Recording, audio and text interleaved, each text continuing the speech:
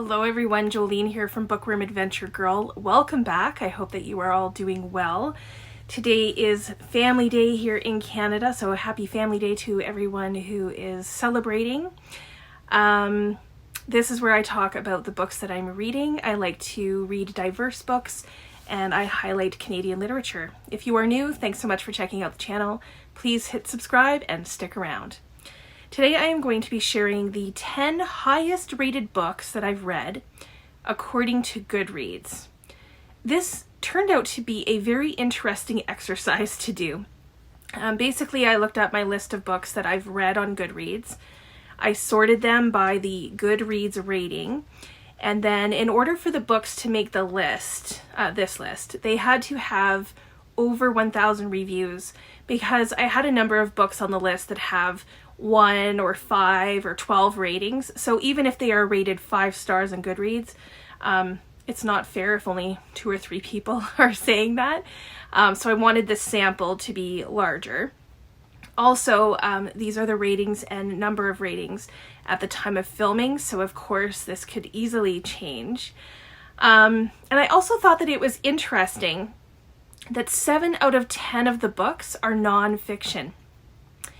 In fact, 4 of them were in my nonfiction edition of the best books of 2023. I will leave that linked below. And I wasn't really expecting that. The ratings on Goodreads for these books range from 4.72 to 4.56 stars. So that's pretty good, I would say. Okay, let's take a look at this. So the highest rated book that I've read according to Goodreads has a Goodreads rating of 4.72 stars, and that's with 34,228 ratings. And it's The Only Plane in the Sky, An Oral History of 9/11 by Garrett M. Graff.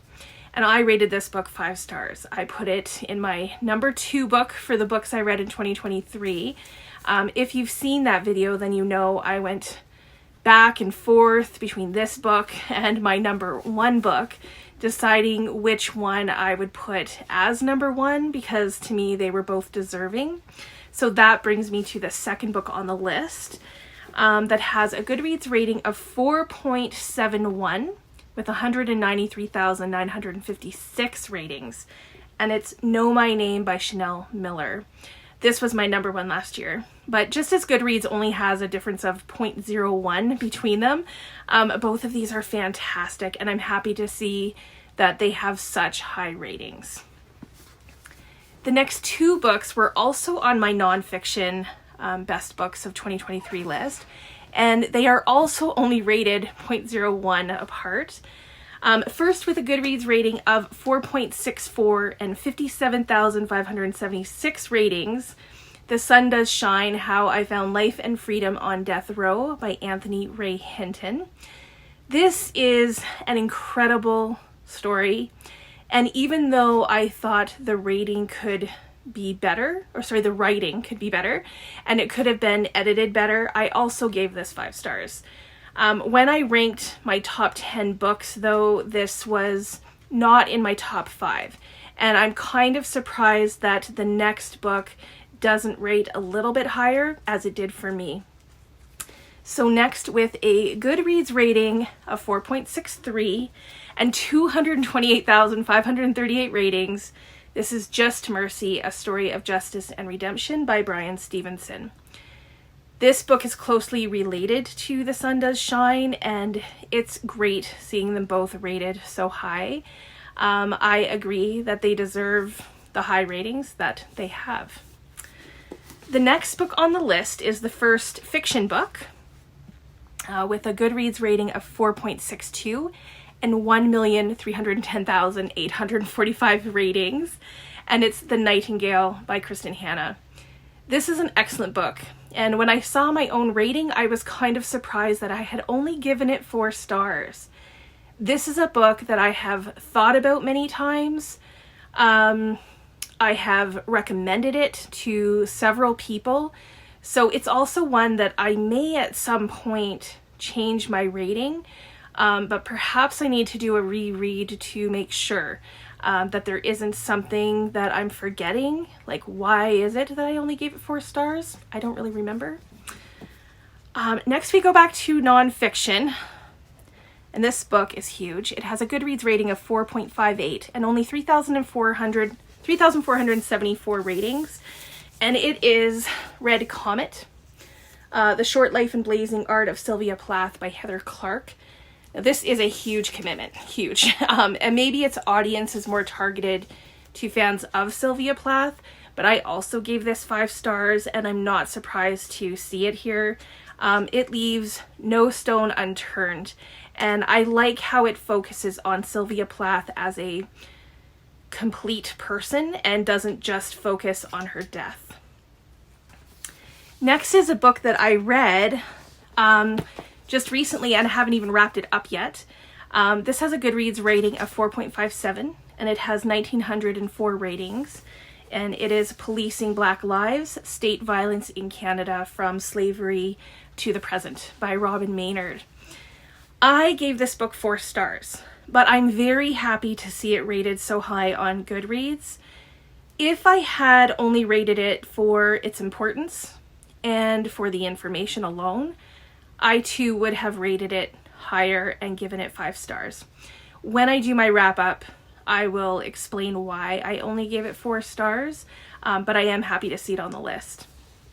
The next book also has a Goodreads rating of 4.57, and this one has 8,321 ratings, and it is 21 Things You May Not Know About the Indian Act by Bob Joseph. Again, this one is very similar to the last book in that it's important, it deserves 5 stars. I rated this one 4 stars as well. It is very dense with information and very dry, but that information is so important and this needs to be read, and it's great to see that these 2 Canadian books are getting the attention that I think they deserve. Okay, so kind of coming out of left field is this next book, which I almost disqualified because it's actually 3 books in one. It's huge. I didn't grab it from the top shelf. But it was the next book that I had read with over 1,000 ratings, so I kept it on the list. And this book also has a Goodreads rating of 4.57, and it has 19,456 ratings. And it is 3 novels by Stephen King: Carrie, Salem's Lot, and The Shining. So Stephen King's first 3 novels. I have read all 3. And when rating a collection like this, I will go with the average rating of, in this case, the 3 books. So I ended up rating it 4 stars. Now, we all know that Stephen King is super popular and his books fly off the shelves. So not surprising that he would have books, rated highly. For me, these aren't the 3 that I would put at the top of the list of my Stephen King list.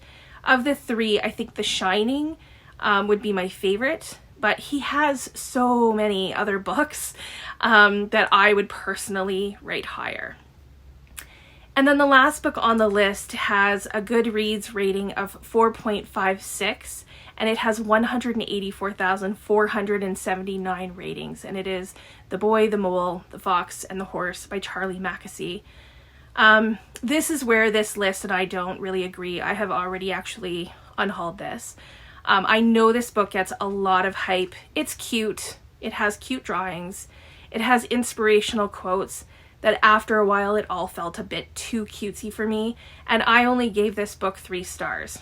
I know so many people love it. I mean, obviously, since it is rated so high on Goodreads. But this is really the only book that I wouldn't put near the top of my list in any way. So these are the 10 books that I've read that have the highest Goodreads rating, and I was surprised at how many nonfiction made the list. And I'm a little surprised at the last book making the list as well. So I think it would be interesting to see how this list changes over time as I keep reading. So I might revisit this in a year or 2.